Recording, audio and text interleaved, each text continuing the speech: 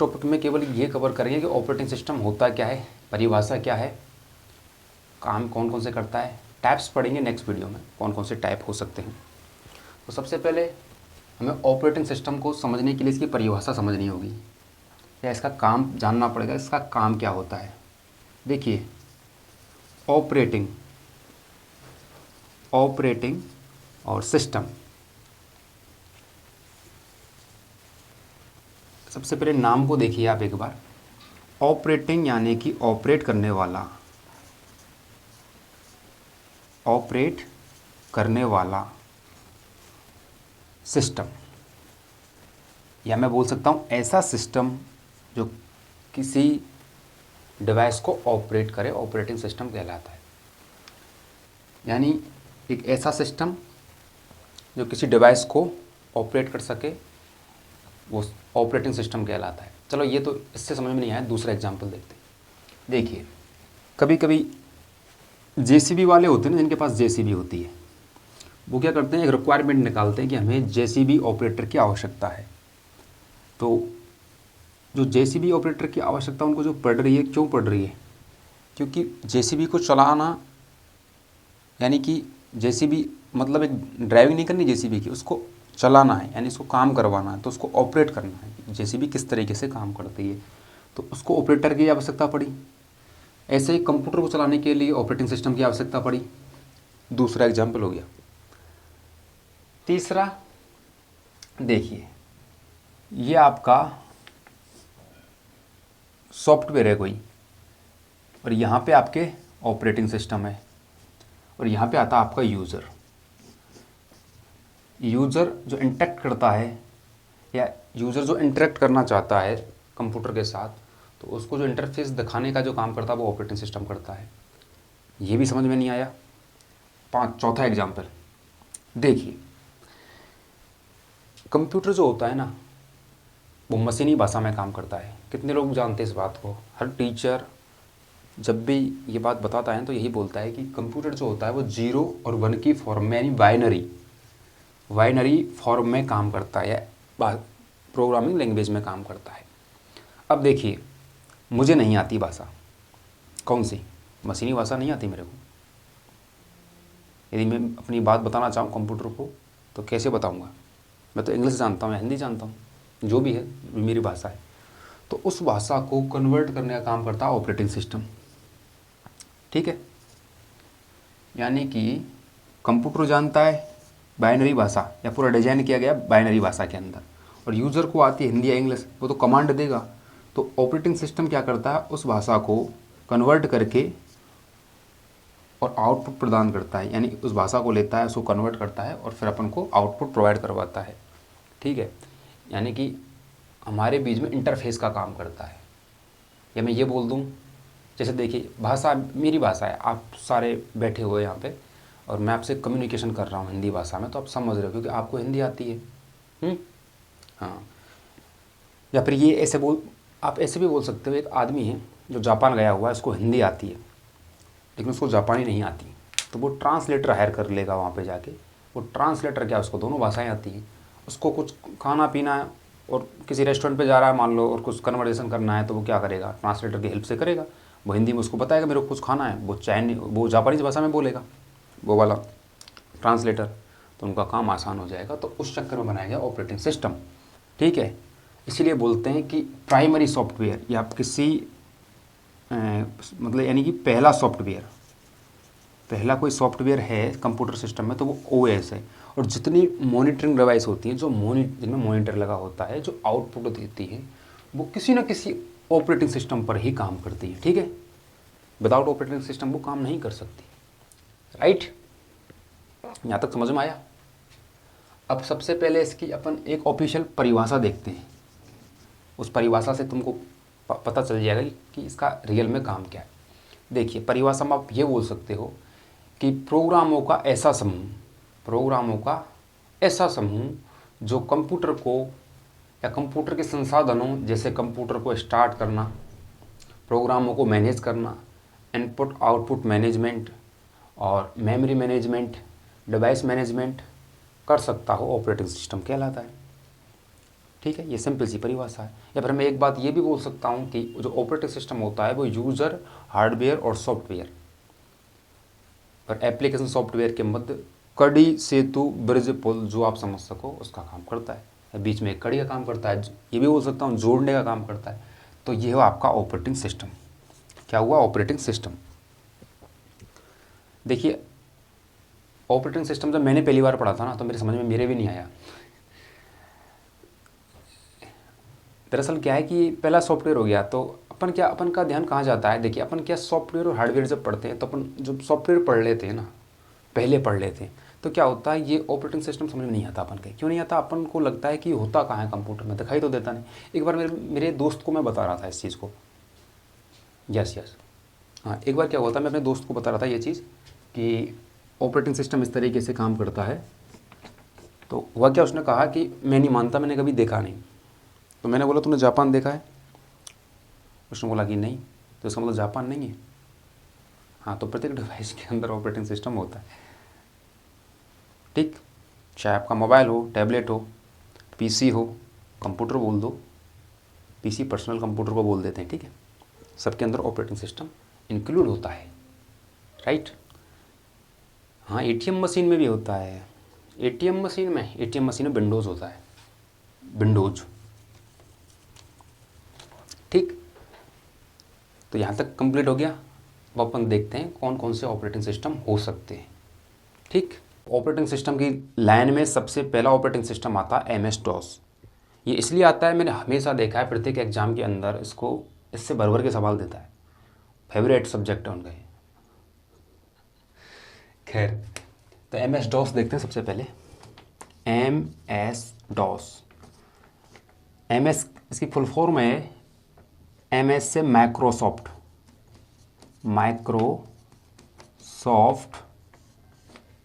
और इसका है डिस्क ऑपरेटिंग सिस्टम।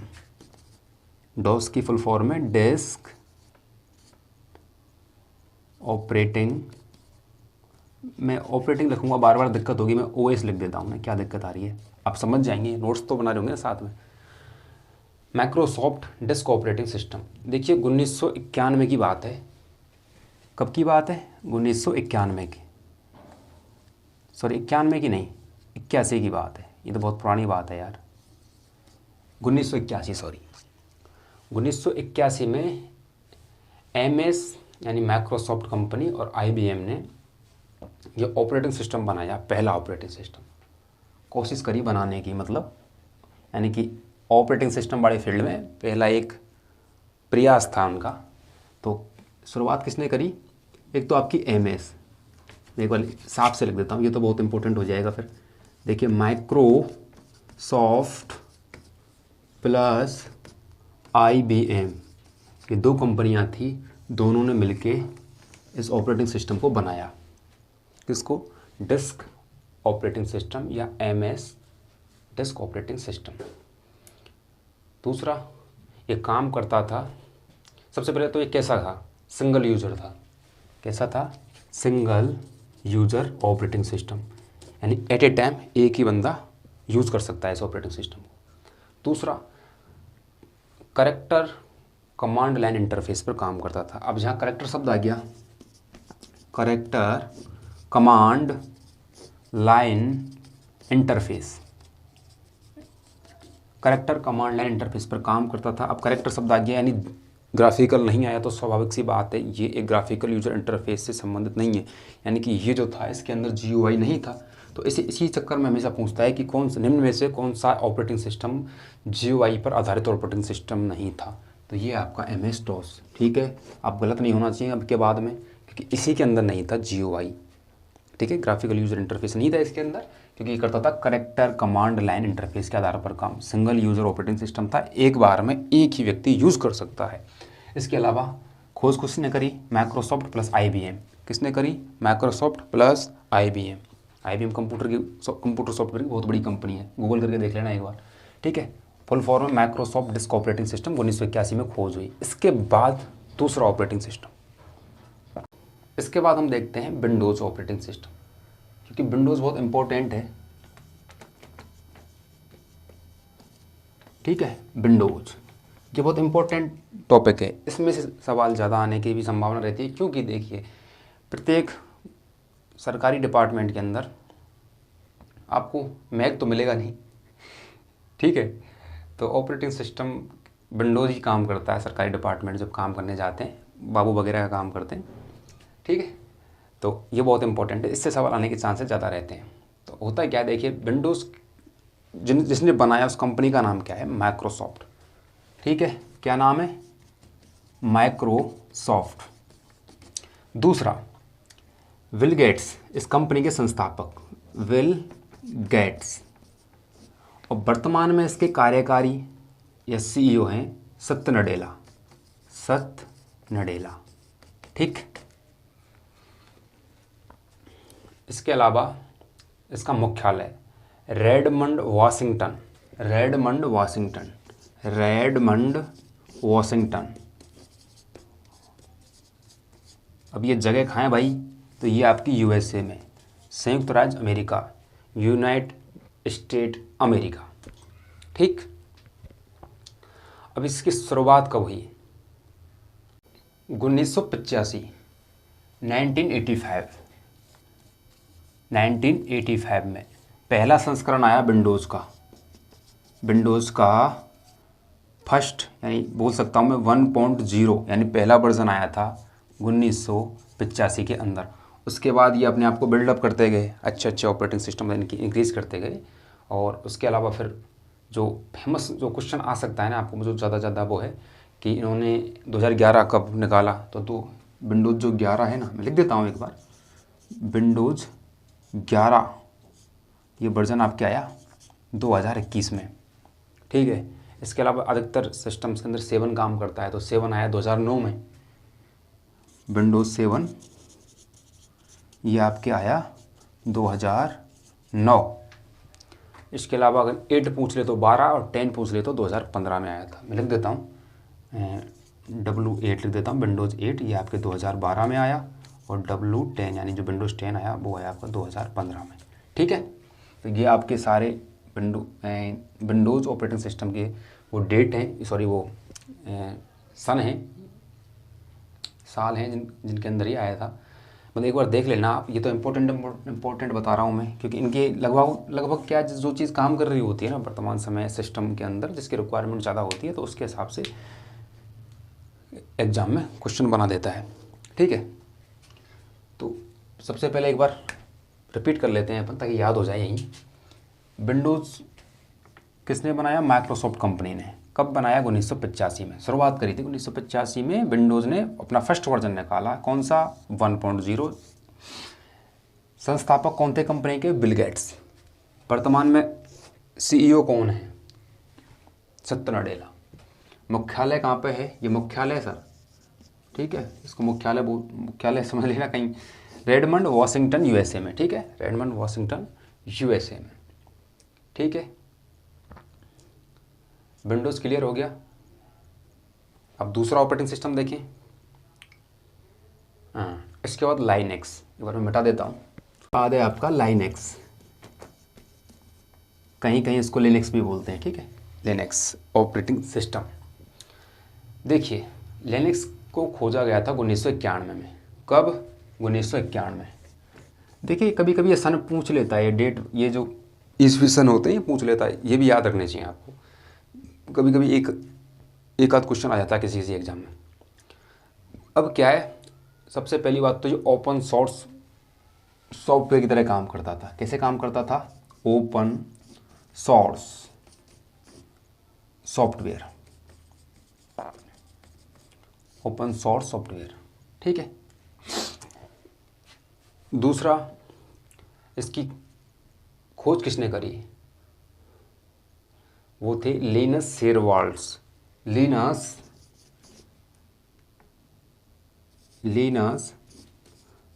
शेरवाल्ड्स,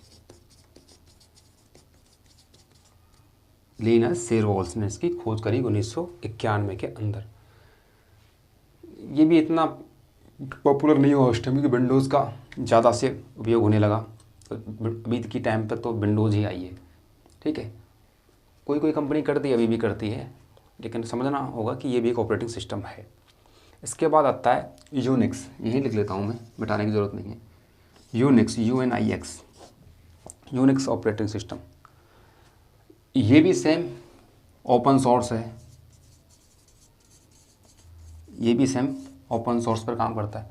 देखिए ओपन सोर्स शब्द का मतलब क्या होता है, सबसे पहले तो देखिए ओपन सोर्स का मतलब होता है कि अपन ऐसी चीज़ बनाएं जिसमें हर बंदा अपना इंटरेस्ट दिखाना चाहे दिखा सकता है, अपने हिसाब से उसको मैनेज कर सकता है, उसको ओपन सोर्स कहते हैं। जो ओपन सोर्स मतलब उसके सोर्स खुले हुए हैं, आप भी चाहो तो अपने हिसाब से उसको डाल सकते हो, हाँ ओपन सोर्स कहलाता है वो, ठीक है। अरे भाई प्रोग्रामिंग अपन आगे समझेंगे। अब मैंने ये शब्द बोल दिया तो इसका मतलब ये भी नहीं है कि वो उस ऑपरेटिंग सिस्टम में आप कुछ भी कर सकते हो, ठीक। हाँ, तो कौन सा था यूनिक्स, ओपन सोर्स था, सेम इसकी तरह ही। 1965 में आया, सॉरी 1965 में नहीं आया, 1969 के अंदर आया था। 1969 के अंदर आया था ये ऑपरेटिंग सिस्टम आपका।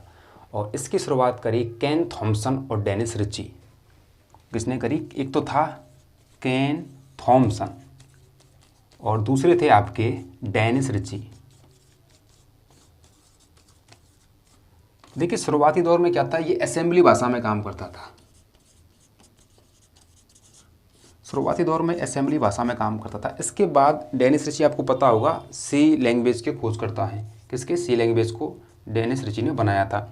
तो बाद में इसको सी में अपडेट कर दिया गया, ठीक है। तो फिर ये बाद में किस पे काम करने लग गया, सी लैंग्वेज पर, ठीक है। और मल्टी यूज़र ऑपरेटिंग सिस्टम था, ठीक है, मल्टी यूज़र ओएस था, ठीक। लाइनक्स क्लियर हो गया आपका, यूनिक्स क्लियर हो गया। इसके बाद में एंड्रॉयड। अब मोबाइल की दुनिया में सबसे ज़्यादा यूज इसी का होता है और कंप्यूटर की दुनिया में विंडोज़ का होता है, इसलिए एंड्रॉयड से और विंडोज़ से ज़्यादा सवाल कर देता है एग्जाम में कभी कभी। तो सबसे पहले शुरुआत देखते हैं, किसने बनाया, गूगल ने। कब बनाया, 2008 में। वर्तमान में सीईओ कौन है, सुंदर पिचाई, सुंदर